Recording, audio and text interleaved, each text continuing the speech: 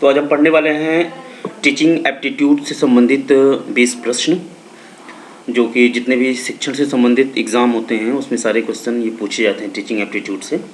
चाहे वो UP higher education हो या सी टेट हो, यूपी टेट हो, सुपर टेट हो, बिहार टेट हो, या रीट का एग्ज़ाम हो, या फिर कोई भी परीक्षा हो शिक्षण से संबंधित, उसमें पूछा जाता है प्रश्न।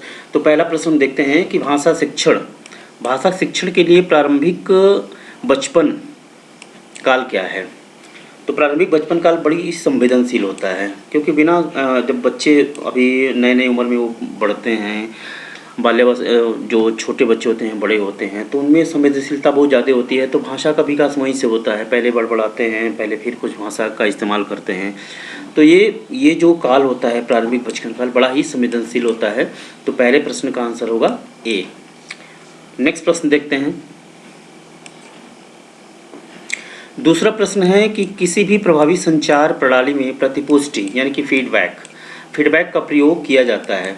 तो इसमें आपका सही आंसर होगा सी, यानी कि किसी विषय वस्तु की गहराई को जानने के लिए जब तक हम किसी विषय वस्तु को गहराई से जानेंगे नहीं, तब तक हम संचार प्रणाली में फीडबैक नहीं दे सकते हैं। यानी कि फीडबैक कब दिया जाता है, जब तक हम पूरी तरह से उसके बारे में जानकारी नहीं रखते हैं। तो दूसरे का आंसर होगा सी। तीसरा प्रश्न देखते हैं।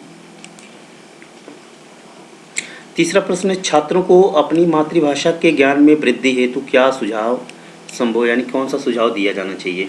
तो इसका जवाब होगा सी, यानी कि मातृभाषा का जब प्रयोग हो रहा है तो बीच बीच में किसी भी अन्य भाषा का इस्तेमाल नहीं करना चाहिए, क्योंकि उससे क्या होता है कि बच्चे जिस भाषा का विकास करते हैं, जिस भाषा के माध्यम से अपना अधिगम करते हैं, वो फिर अधिगम क्या होता है, प्रभावित हो जाता है। तो इसे मातृभाषा का प्रयोग लगातार होते रहना चाहिए, उसमें किसी प्रकार का कोई भी बाधा उत्पन्न नहीं होना चाहिए। नेक्स्ट प्रश्न देखते हैं।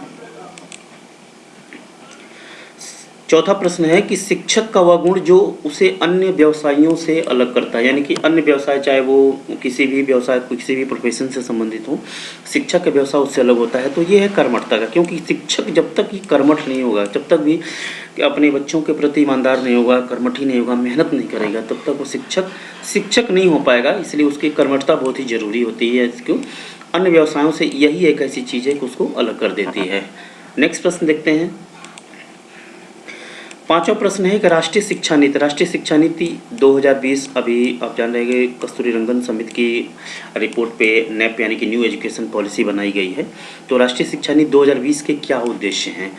तो इसका सीधा आंसर होगा ए, यानी कि संपूर्ण शिक्षा तंत्र को नया रूप देना। यह काम शिक्षा के हर स्तर पर होगा, चाहे वो प्राइमरी लेवल का हो या मिडिल स्तर का हो या फिर हायर एजुकेशन हो, उसमें सारे स्तर पे वो काम होगा। आप जान रहे हैं कि 5+3 की ये जो पॉलिसी अपनाई गई है निप यानी कि न्यू एजुकेशन पॉलिसी में, पहले 10+2 हुआ करती थी, अब क्या हो गई है 10+2 के स्थान पे 5+3+3+4, यानी कि 5 वर्ष का जो काल होता है ये आंगनबाड़ी से लेके प्रारंभिक की अवस्था तक, उसके बाद 3 वर्ष का जो होता है वो मिडिल स्तर पे, 3 आगे, उसके बाद 4 क्या होता है 10 से 12 वर्ष के बीच की जो अवस्था होती जो शिक्षा होती है उसके लिए है ये। तो इसमें संपूर्ण शिक्षा तंत्र को नया रूप देना है, और उसमें ये जो नया रूप है वो शिक्षा के प्रत्येक स्तर पर दिखाई देगा। छठा प्रश्न देखते हैं। छठे प्रश्न में है कि जो छात्र कक्षा में निरंतर प्रश्न पूछते रहते हैं उन्हें क्या करना चाहिए। यानी कि किसी भी शिक्षक को अगर कोई बच्चा लगातार क्वेश्चन पूछ रहा है, लगातार प्रश्न कर रहा है, तो उन्हें लगातार प्रश्न पूछने के लिए प्रोत्साहित किया जाना चाहिए, क्योंकि इससे बच्चे की क्या होती है, क्यूरियोसिटी बढ़ती है, बच्चा आगे बढ़ता है, बच्चे के मन में रचनात्मकता बढ़ती है, कल्पनाशीलता बढ़ती है, और बच्चा कहीं ना कहीं चिंतन का जो अपसारी माध्यम है, अपसारी चिंतन का जो तरीका होता है, उससे बच्चा आगे बढ़ता है।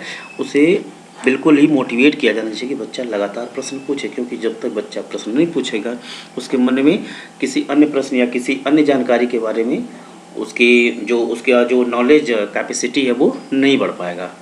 नेक्स्ट प्रश्न देखते हैं। सातवां प्रश्न है कि नई नई बातें सीखने के लिए किसकी ज़रूरत होती है। तो आप पता कि नए नए स्थलों का भ्रमण किया जाना चाहिए, यानी कि बच्चे को आगे बढ़ाने के लिए जब तक आप किसी क्षेत्र में भ्रमण नहीं करेंगे, बच्चा किसी बारे में जानकारी नहीं रख पाएगा, ये ज़रूरी है। अनुभवी एवं ज्ञानी लोगों का साथ पकड़ा जाए, यानी कि उसको जो विजिटिंग क्लासेज होती हैं, उसमें अच्छे लोगों को क्लास में भेजा जाना चाहिए, अच्छे लोगों से बातें सीखनी चाहिए।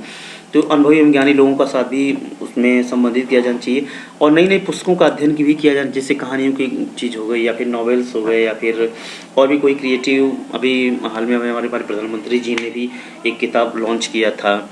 तो ये सारी चीज़ें क्या होती हैं, बच्चों को नए नए ज्ञान सीखने के लिए ज़रूरी होती हैं। तो 7वें का डी ऑप्शन सी होगा। 8वां प्रश्न देखते हैं। 8वां प्रश्न है, शिक्षक छात्र के लिए क्या है, यानी कि शिक्षक और छात्र के बीच में क्या संबंध होता है। तो इसका सही जवाब होगा मित्र व हितैषी की स्थिति में होता है, क्योंकि जब तक शिक्षक अपने छात्र के लिए एक दोस्त की भांति नहीं काम करेगा तब तक न तो बच्चा किसी भी तरीके से क्वेश्चन पूछ सकता है और ना ही आगे बढ़ सकता है और ना ही शिक्षक अपने बच्चे के बारे में बेहतर सोच सकते हैं। तो मित्र की स्थिति तो होनी ही चाहिए और बाकी हितैषी भी होना चाहिए, क्योंकि शिक्षक जब तक अपने बच्चे के बारे में बेहतर नहीं सोचेगा बच्चा आगे नहीं बढ़ सकता है। नेक्स्ट प्रश्न देखते हैं।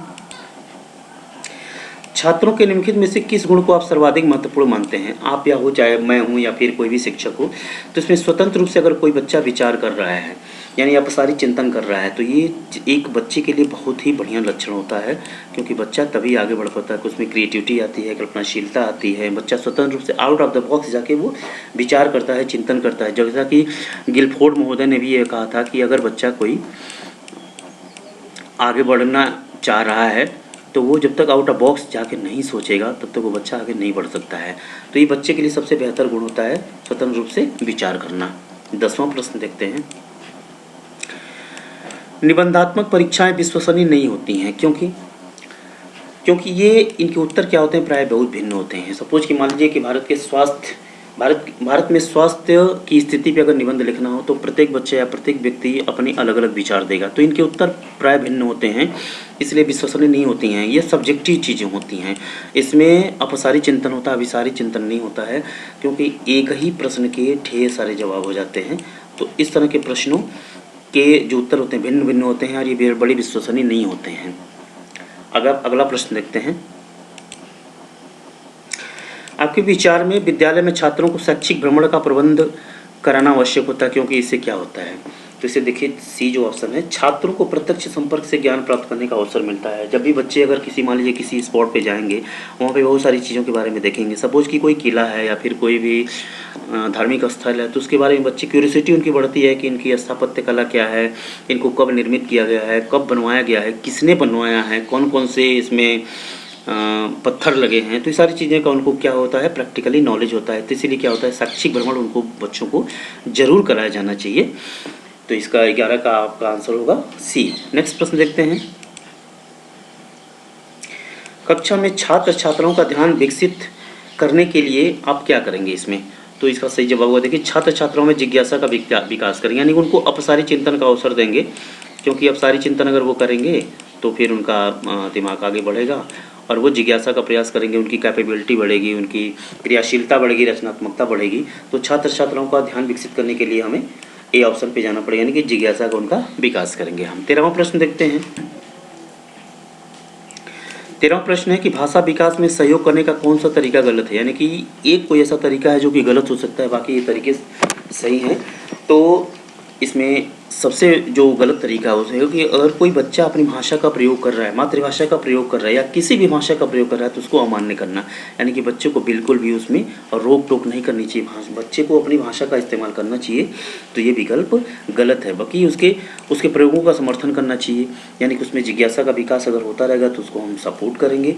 बच्चे को बिना टोके प्रकरण पर बात करना, यानी कि ये भी सही है कि उनकी कैपेबिलिटी विकसित होगी, उनकी रचनात्मकता, उनकी कल्पनाशीलता का विकास होगा और वो अपसारी चिंतन कर सकेंगे।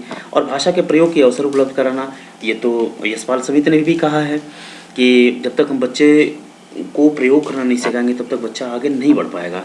नेक्स्ट प्रश्न देखते हैं। अध्यापकों के सुझाव के बावजूद कोई अपनी स्वच्छता का ध्यान नहीं रखता है। सपोज कि मान लीजिए अगर आप किसी बच्चे को कह रहे हैं कि बेटा तुम स्वच्छता का ध्यान रखो और फिर भी वो ध्यान नहीं दे रहा है, बार बार वो लापरवाही कर रहा है, तो इसमें सबसे बढ़िया तरीका होता है कि बच्चे को, छात्र को अर्थदंड दें। अर्थदंड का मतलब होगा कि अगर सपोज कि अगर कि उसने बच्चे ने सफाई का ध्यान नहीं दिया, उसको 1 या 2 रुपये या 5 रुपये या 10 रुपये अगर उसको हम अर्थदंड देंगे तो अगली बार से वो सोचना शुरू कर देगा कि नहीं है, अगर फिर गलती करेंगे तो हमें पैसा देना पड़ेगा, जो कि हमें पॉकेट मनी हमारे पेरेंट्स से, हमारे गार्जियन से मिलती है, तो वो ये काम नहीं करेगा।